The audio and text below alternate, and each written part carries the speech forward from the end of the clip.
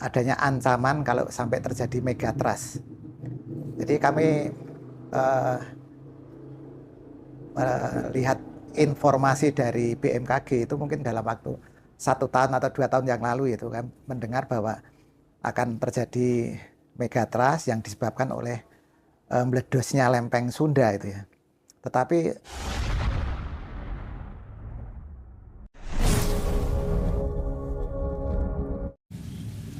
Selamat siang Pak Gun. Ya, selamat siang Mas Dedi. Rahayu. Rahayu. Okay. Salam kasampurnan. Jadi selamat bertemu kembali. Juga mungkin juga para pemirsa YouTube Ngaji Roso. Ini ketemu lagi untuk saat ini ya. Nanti Mas Dedi nanti yang akan memandu. Setelah sekian lama kita belum ketemu ini Pak Gun ya. Puji syukur kita bisa dipertemukan di Joglo Kamulyan ini dalam keadaan sehat, segar bugar ini Pak Gun. Oke, untuk mengawali obrolan kita siang ini Pak Gun, saya ingin mengupas mungkin membahas tentang masalah prinsip universal dalam ajaran spiritual itu kan yang mengajarkan tentang keseimbangan antara manusia dan lingkungan. Sebagaimana kita ketahui kan akhir-akhir ini kan fenomena di negara kita banyak kejadian bencana seperti banjir, gempa bumi dan sebagainya. Saya ingin minta pendapat dari Pak Gun. Mungkin juga nanti apakah juga ada pesan dari Mbah Mujono terkait dengan peristiwa-peristiwa kemarin itu, karena saya juga ingat ketika tempo hari itu ketemu Mbah Mujono sempat mengabarkan bahwa akan terjadinya megatrust di daerah Jawa Barat kalau tidak salah. Oke, gimana paparan dari Pak Gun mengenai hal ini? Ya, makasih Mas Didi untuk apa yang menjadi keyakinan kita, terutama orang Jawa yang belajar ilmu Jawa Kasampurnan itu sebetulnya identik dengan apa yang sudah seringkali diwarningkan oleh BMKG tentang adanya ancaman kalau sampai terjadi megatrust. Jadi kami melihat informasi dari BMKG itu mungkin dalam waktu 1 tahun atau 2 tahun yang lalu itu kan mendengar bahwa akan terjadi megatrust yang disebabkan oleh meledosnya lempeng Sunda itu ya. Tetapi kami tidak begitu kaget dengan hal seperti ini karena dari Mbah Mujono sendiri sudah lama itu mengingatkan bahwa nantinya akan terjadi megatrust ini. Bahkan mungkin sudah lebih dari 10 tahun atau 20 tahun yang lalu Simbah mengatakan bahwa penyebabnya adalah lempeng Sunda dan lempeng selatan. Karena memang lempeng Sunda itu akan berada di selatan Laut Jawa itu ya. Tetapi mungkin itu juga hanya satu yaitu lempeng Sunda, tetapi memang sampai di selatan Laut Jawa. Kalau kita kaitkan dengan keyakinan orang Jawa bahwa Jongko Joyoboyo itu nanti kami yakini bahwa itu pasti terjadi. Dan Jongko Joyoboyo itu kan mengatakan bahwa setelah 500 tahun setelah runtuhnya Majapahit itu nanti akan terjadi bencana besar. Disebutkan bahwa akan ada dahuru gede bergowong pitung dino pitung bengi atau gelap selama 7 hari 7 malam. Nah itu apa penyebabnya?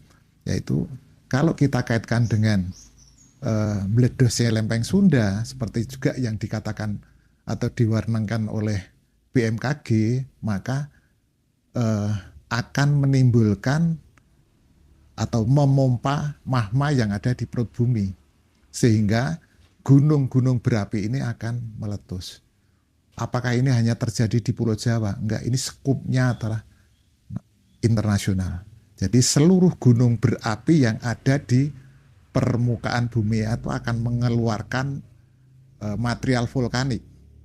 Makanya karena begitu banyaknya gunung berapi yang mengeluarkan material vulkanik, nah ini material ini akan menyelimuti permukaan bumi sampai sinar matahari itu tidak bisa menembus sampai ke permukaan bumi, yang mengakibatkan terjadi gelap selama 7 hari 7 malam. Ini yang, nah untuk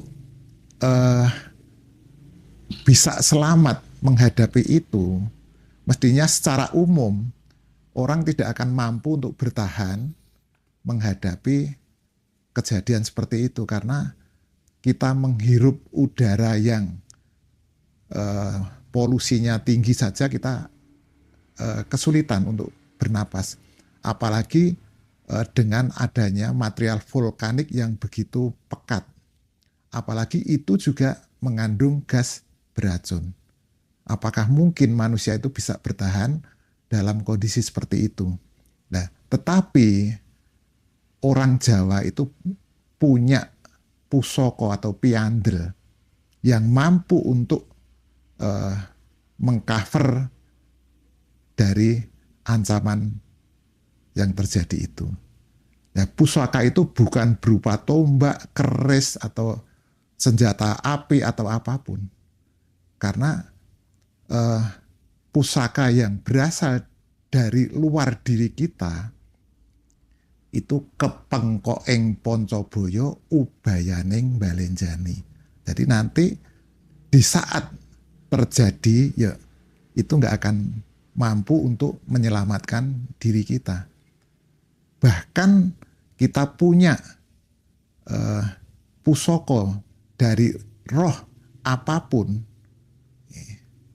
dari roh di luar diri kita itu tidak akan mampu untuk menyelamatkan diri kita.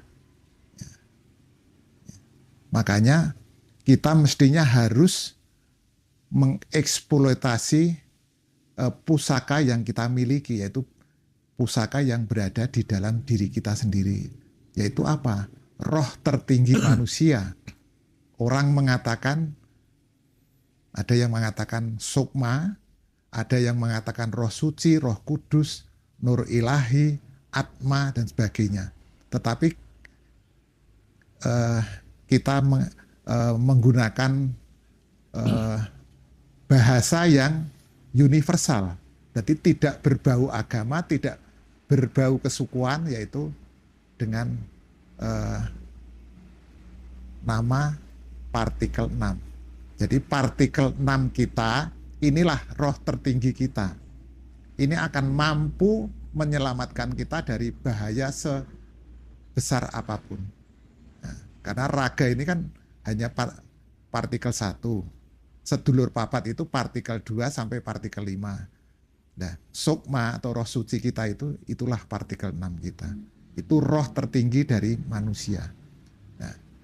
Nah, kalau kita mampu untuk mengeksploitasi pusaka andalan kita ini, dalam kondisi apapun, dia akan mampu melindungi kita.